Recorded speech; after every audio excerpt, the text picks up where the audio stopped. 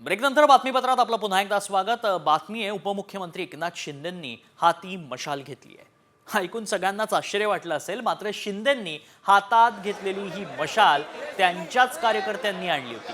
आज आनंद दिघे यांची जयंती आहे आणि यावेळी शिवडीतून दिघेप्रेमी आनंद आश्रमात आले होते।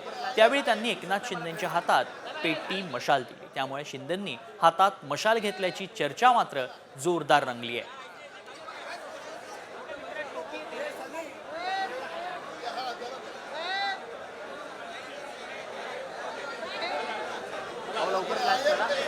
अर्थात मशाल हे ठाकरे गटाचं चिन्ह, शिवसेनेला मिळालेलं चिन्ह ठाकरे गटाला देण्यात आलेलं आणि त्यामुळेच शिंदेंनी जेव्हा हातात मशाल घेतली तेव्हा चर्चा तर रंगणारच।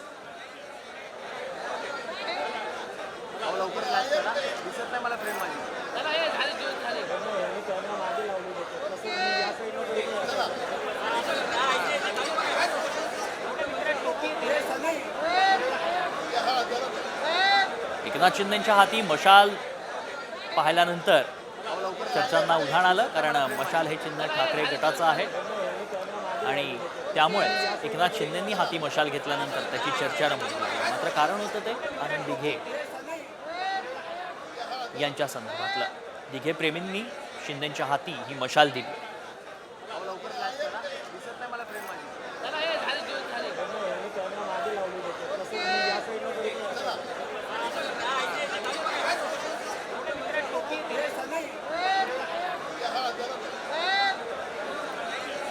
आनंद दिघेंना भावपूर्ण आदरांजली अर्पित करण्यात आली आणि त्यानिमित्तानं दिघेप्रेमी मशाल घेऊन आले होते। पुढची बातमी मनोज जरांगेंच्या उपोषणासंदर्भातली। आजचा तिसरा दिवस आहे। आंदोलनाच्या तिसऱ्याच दिवशी जरांगेंची प्रकृती खालावली आहे। त्यांचं बीपी आणि शुगर कमी झालंय। डॉक्टरांनी जरांगेंच्या आरोग्याची तपासणी केली आहे। मराठा समाजाला ओबीसीतून आरक्षण देण्याच्या मागणीसाठी जरांगेंनी आंदोलन सुरू केलंय।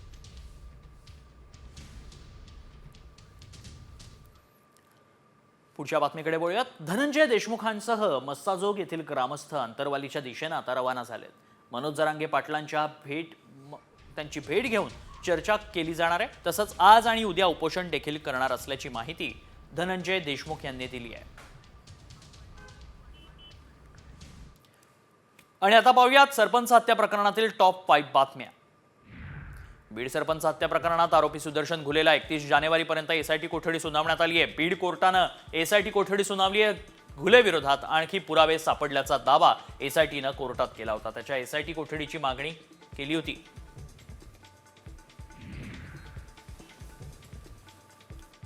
एसआयटीत आता विष्णू चाटेच्या मोबाईलचा शोध घेतला असून चाटेनं स्वतःचा मोबाईल कुठेतरी बाहेर फेकलाय। त्यामुळे सुदर्शन घुले आणि त्यांच्यामधील काय संवाद झाला हे तपासायचं अशी माहिती सुरेश धस यांनी दिली। त्यामुळे आता जेलमध्ये असलेल्या विष्णू चाटेच्याही अडचणी वाढणार आहेत। पवार गटाचे आमदार आव्हाडांनी बीडच्या जेल प्रशासनावर गंभीर आरोप केलाय। कराडला जेलमध्ये ठेवण्यात आलंय, मात्र त्याच्या दिमतीला 7 पोलीस ठेवण्यात आलेत। बीडमधील त्याच्या गँगमधील छोटे मोठे गुन्हेगार मुद्दामून स्वतःवर एखादा गुन्हा ओढावून घेत आहेत आणि जेलमध्ये कराडच्या जवळ पोहोचून रात्री मैफल रंगतीये असा आरोप आव्हाडांनी केलाय। सरपंच संतोष देशमुखांच्या हत्या प्रकरणाचा मास्टरमाइंड हा मंत्री धनंजय मुंडे यांचा निकटवर्तीय वाल्मिक कराड असल्याचा आरोप सातत्यानं विरोधकांकडून करण्यात येतोय। आणि अशातच वाल्मिक कराडच्या मर्जीतल्या 26 पोलीस अधिकाऱ्यांची बदली करण्याची मागणी तृप्ती देसाईंनी केली आहे। मंत्री धनंजय मुंडेंचा राजीनामा घ्या या मागणीसाठी मी उपमुख्यमंत्री अजित पवारांना भेटणार असल्याचं सामाजिक कार्यकर्ते अंजली दमान यांनी म्हटलंय। आता पाहूयात पालकमंत्री पदाच्या टॉप 5 बातम्या। रायगडच्या पालकमंत्री पदाचा मुद्दा आता चांगलाच तापलाय। शिवसेनेचे आमदार आणि अजित पवारांचे राष्ट्रवादी यांच्यात जोरदार जुंपली आहे। सुनील तटकरेंचे व्हिडिओ बाहेर काढले तर त्यांना राज्यात फिरणं मुश्किल होईल असा इशारा शिवसेनेचे आमदार महेंद्र दळवींनी दिलाय।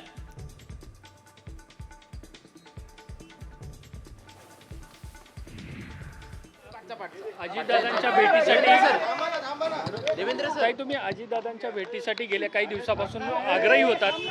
आज अजितदादा यांची तुमची भेट झालेली आहे, काय चर्चा झालेली आहे? तुम्ही हातामध्ये बरेचसे पुरावे आणलेले आहेत, त्याविषयी काय सांगा? कसं आहे की मी जवळजवळ 25 ते 30 मिनिटं आमची भेट झाली आणि मी त्यांचं म्हणणं होतं आधी की जे जे बीडला झालंय ते अतिशय माणुसकीच्या याला काळीमा फासणारं असं कृत्य आहे आणि त्याचं मी कुठेही समर्थन करत नाही.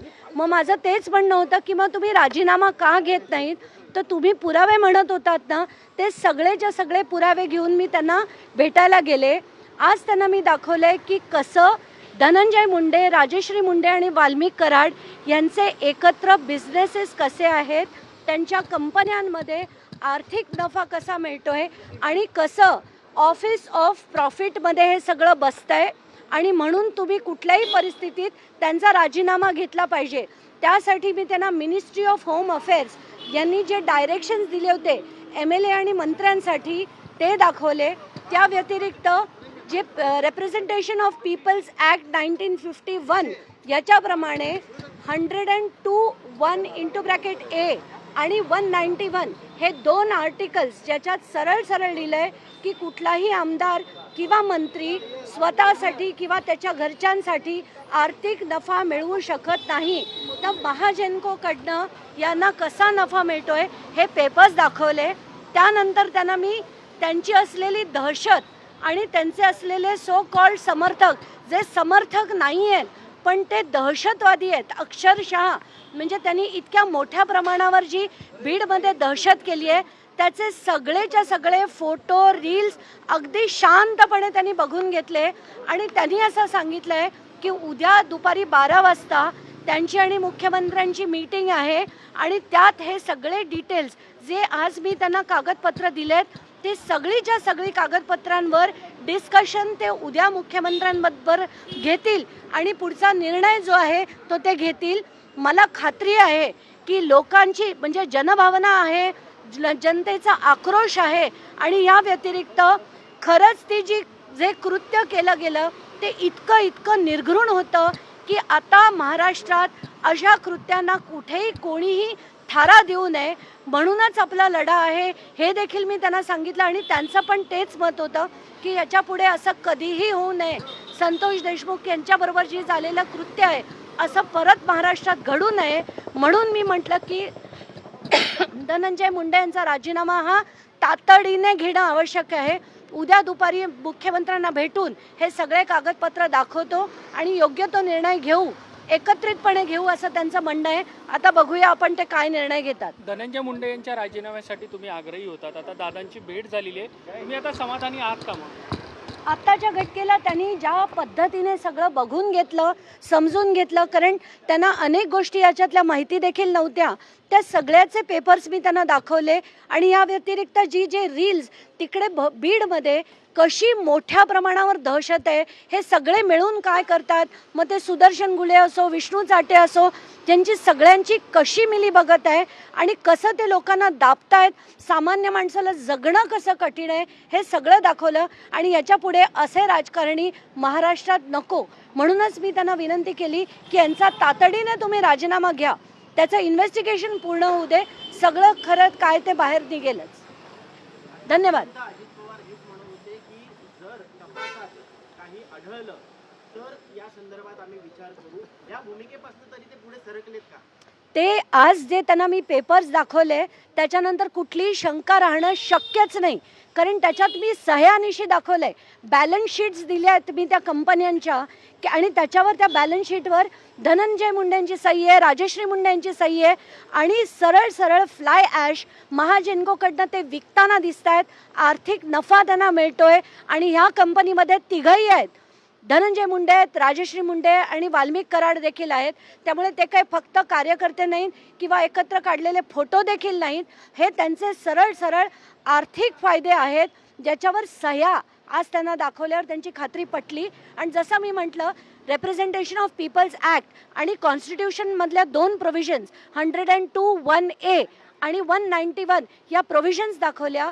मिनिस्ट्री ऑफ होम अफेअर्सनी केलेलं जे डिटेलिंग होतं की असं ऑफिस ऑफ प्रॉफिट कुठलाही आमदार किंवा मंत्री मिळवू शकत नाही, हे जेव्हा दिसलं तेव्हा ते म्हणाले हे गंभीर आहे आणि मी उद्या मुख्यमंत्र्यांबरोबर याची चर्चा करेन. फक्त राजीनामा घेऊन मंत्र्यांचा भागेल का की हा कॉग्निजेबल ऑफेन्स सुद्धा आहे, त्याच्यावर कारवाई सुद्धा करावी लागेल? एक तर हा कॉग्निझेबल ऑफेन्स आहे आणि इलेक्शन कमिशननी जर ठरवलं तर त्यांचं मंत्रिपदच काय, त्यांची आमदारकी सुद्धा रद्द होईल. आणि हे होताना मला दिसतंय.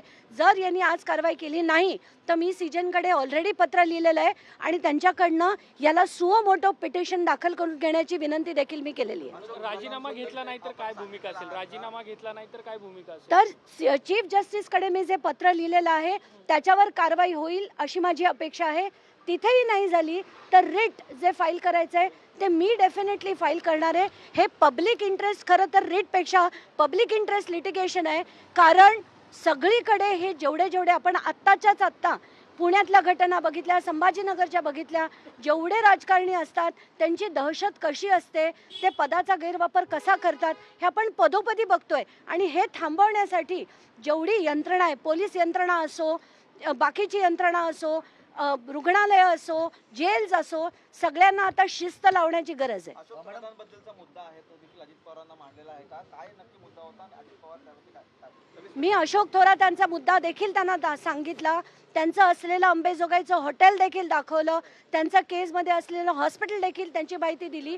आणि माझा मुद्दा एकच आहे, मला अशोक थोरात काळे का गोरे माहीत नाहीत, मला फक्त एक माहिती आहे की शासनाने त्यांच्यावर चौकशीचे आदेश दिले. त्याची 2 जोडपत्रं मी वाचली. पहिल्या जोडपत्रात 12 आरोप आहेत, सगळे गंभीर आहेत. दुसऱ्या जोडपत्रात 12, असे 24 आरोप त्यांच्यावर शासनाने लावले आहेत. 3.5 वर्ष गेले, त्याची चौकशी चालली आहे, पण ती चौकशी अजून संपलेली नाही. म्हणून त्यांनी 2दा VRSचा अर्ज केला, तो देखील फेटाळला गेला. त्याच्यात किती तथ्य आहे ते त्यांनी शोधावं. यंत्रणा त्यांच्या हातात आहेत, माझ्या हातात नाही. पुरावे देणं माझं काम आहे, ते मी केलेलं आहे. तुम्ही एकंदरीत सुरुवातीपासून तुम्हाला या प्रकरणात धमक्या पण मिळाल्या होत्या.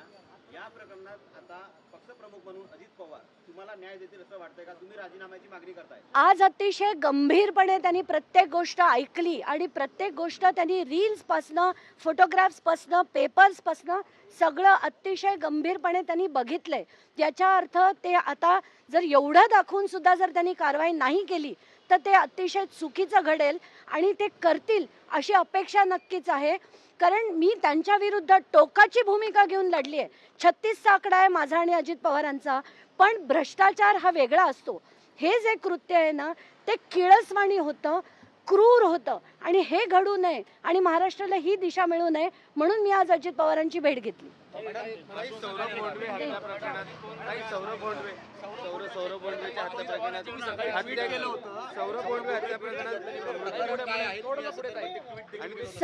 सौरभ नावाचा 28 वर्षाचा मुलगा, त्याला तलावात बुडवून मारण्यात आलं. त्याच्या वडिलांनी 15 ऑगस्ट दिवशी त्याची बॉडी मिळाली, ती तलावातनं काढली गेली आणि त्यानंतर जेव्हा याच्यावर चौकशी करण्यासाठी कंप्लेंट द्यायला त्याचे वडील गेले तर अनमोल केदार नावाच्या निरीक्षकांनी त्यांची कंप्लेंट सुद्धा घेतली नाहीत. कारण त्यांना वाल्मिक कराड यांचा फोन आला असं सौरभच्या वडिलांनी मला सांगितलंय आणि ही कंप्लेंट घेतली गेली नाही फक्त त्यांच्या फोनवरनं. ते याच्याचवरनं कळतंय की पोलीस यंत्रणेवरचा जो कंट्रोल आहे तो वाल्मिक कराड यांचा कसा होता. आत्ताच्या घटनेला त्यांचं स्टेटमेंट घेतलंय पण कारवाई मात्र झालेली नाही. तातडीने या सगळ्यांना अटक करायला पाहिजे आणि असे जे अधिकारी आहेत, पोलीस अधिकारी, मग ते राजेश पाटील असो, प्रशांत महाजन असो, बारगळ असो किंवा हे अनमोल केदार असो, या सगळ्यांवर तातडीने कारवाई झाली पाहिजे. धन्यवाद.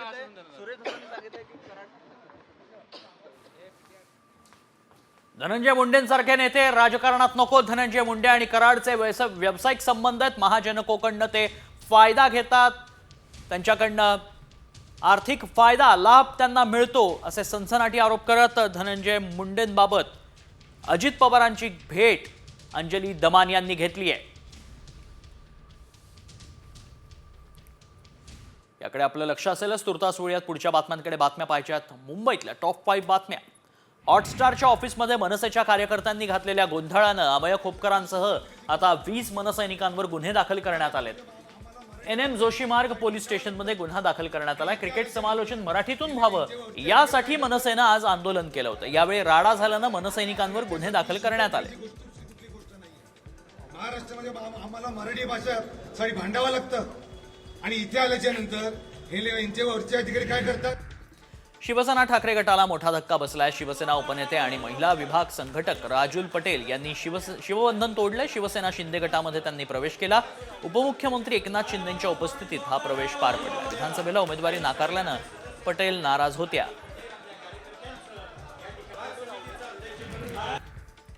महापालिका निवडणुकांसाठी स्वबळाचा नारा देणाऱ्या खासदार संजय राऊतांनी घुमजाव केलाय. स्वबळावर निवडणुकीचा निर्णय केवळ मुंबईपुरता आहे असं राऊत म्हणालेत. याचा अर्थ मविया संपली असा होत नाही असंही त्यांनी म्हटलंय. काही दिवसांपूर्वीच राज्यातील महापालिका निवडणुका स्वबळावर लढण्याची घोषणाही त्यांनी केली होती. राज्यात वाघांची संख्या अधिक झाल्यानं त्यांची देखील नसबंदी होण्याची शक्यता आहे. बिबट्यांप्रमाणेच वाघांच्याही नसबंदीचा प्रस्ताव केंद्रासमोर ठेवू अशी माहिती गणेश नाईकांनी दिली आहे. बैठकीत अजित पवारांसमोर याविषयी चर्चा झाल्याचंही वनमंत्री गणेश नाईक म्हणाले. छावा चित्रपटातला तो वादग्रस्त सीन अखेर काढून टाकणार आहेत. दिग्दर्शक लक्ष्मण उतेकरांनी ही घोषणा केली आहे. छावा चित्रपटात संभाजी महाराज लेझिम खेळतानाचं एक गाणं दाखवण्यात आलं होतं. यावरून मोठा वाद उफाळला.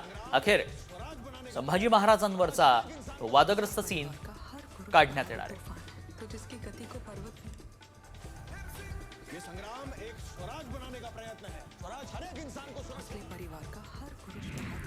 आता बातम्या पुण्यातनं. आगामी निवडणुकीच्या पार्श्वभूमीवर उद्धव ठाकरे पुण्यात संघटनात्मक बदल करणार असल्याची माहिती आहे. काही दिवसांपूर्वीच शिवसेनेच्या 5 माजी नगरसेवकांनी शिवसेनेला सोडचिठ्ठी दिली होती. या पार्श्वभूमीवर पक्ष संघटना बळकट करण्यासाठी बदल करण्यात येणार असल्याचं समजतंय.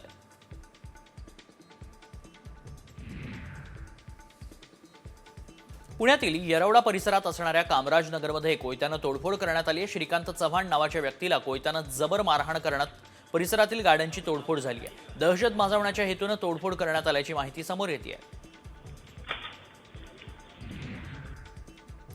जीबी सिंड्रोमनं आता टेन्शन वाढवलंय. आठवडाभरातच पुण्यातल्या रुग्णांची संख्या 111 वर पोहोचली आहे. यातल्या 17 रुग्णांची प्रकृती चिंताजनक असून ते व्हेंटिलेटरवर आहेत. पुण्याच्या कमला नेहरू रुग्णालयात जीबीएस रुग्णांवर मोफत उपचार केले जाणार आहेत. आजपासून पुणे मेट्रोची प्रवासी सेवा रात्री 11 वाजेपर्यंत सुरू राहणार आहे. सकाळी 6 वाजल्यापासून रात्री 11 वाजेपर्यंत प्रवास करता येणार आहे. प्रवाशांना मेट्रोनं प्रवास अधिक सुलभ करता यावा या उद्देशानं निर्णय घेण्यात आलाय.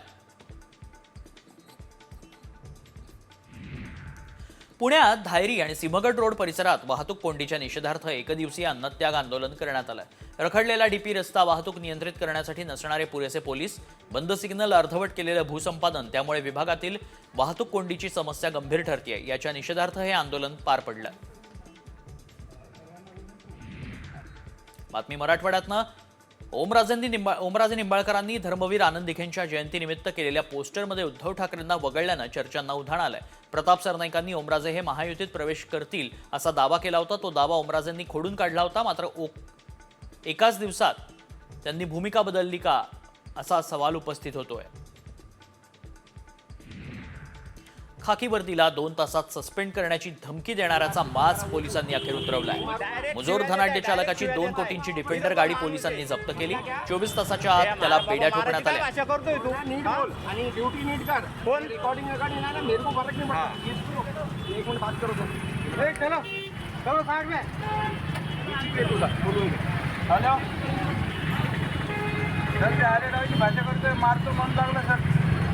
डायरेक्ट मारामारीची गोष्ट करतोय. तू साहेबांना सुद्धा बोलला रे, त्यांना बोलला नाही आणि माझ्या नादी लागू नको. तुला सांगतो तू बोलला नाही, तू इकडे ये म्हणजे डायरेक्ट बोलला. मग तो काय म्हणणार. महाकुंभमेळ्यात शाहरुख खान गेलाय. शाहरुखनं महाकुंभात स्नानही केलं असा दावा करणारा एक मेसेज आणि त्याचे फोटोज व्हायरल केले जात आहेत. भगवी वस्त्र परिधान केल्याचे फोटो दिसतंय. मात्र खरंच शाहरुख महाकुंभात गेला होता का याची आम्ही पडताळणी केली तेव्हा काय सत्य समोर आलं पाहूया. महाकुंभ मेळ्यात शाहरुख खान.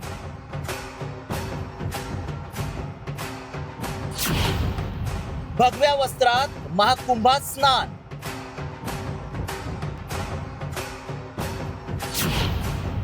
व्हायरल फोटो मागचं सत्य काय? बॉलिवूड अभिनेता शाहरुख खान महाकुंभ मेळ्यात भगवं वस्त्र परिधान करून पोहोचलाय.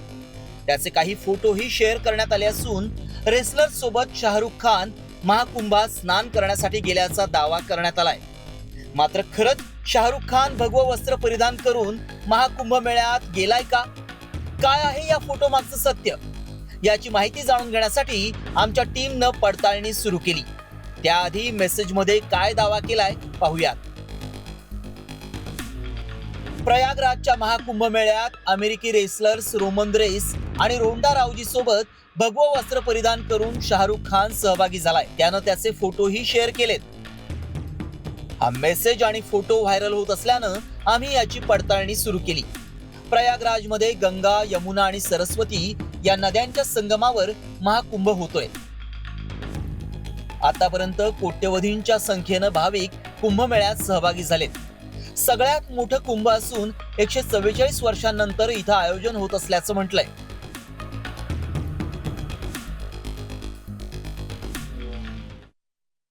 या कुंभमेळ्यात बिझनेसमन, सेलिब्रिटींनी हजेरी लावली. ममता कुलकर्णीनं तर संन्यास घेतला. यासोबतच सपना चौधरी, रेमो डिसूजानंही कुंभामध्ये स्नान केलं. Graphics out view.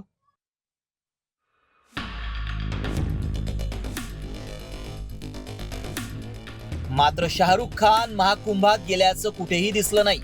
तशी त्याच्या सोशल मीडिया प्लॅटफॉर्मवर देखील माहिती नाही. त्यामुळं आम्ही या फोटोची पडताळणी केली. त्यावेळी काय सत्य समोर आलं पाहूयात. शाहरुख खान महाकुंभात गेलेला नाही. भगवं वस्त्र परिधान केल्याचा फोटो एआयच्या माध्यमातून बनवण्यात आलाय. अमेरिकन रेसलर्स आणि शाहरुख कुंभात गेल्याचा दावा खोटा आहे.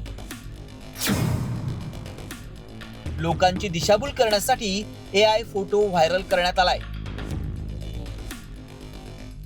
आता एआयच्या माध्यमातून असे अनेक फोटो व्हायरल केले जात आहेत. मात्र काहींना ते लगेच ओळखणं शक्य होत नाही आणि यावरूनच सोशल मीडियावर चर्चा होऊन पुढे वाद निर्माण होतात. मात्र आमच्या पडताळणीत शाहरुख महाकुंभात गेल्याचा दावा असत्य ठरलाय. ब्युरो रिपोर्ट, साम टीव्ही न्यूज.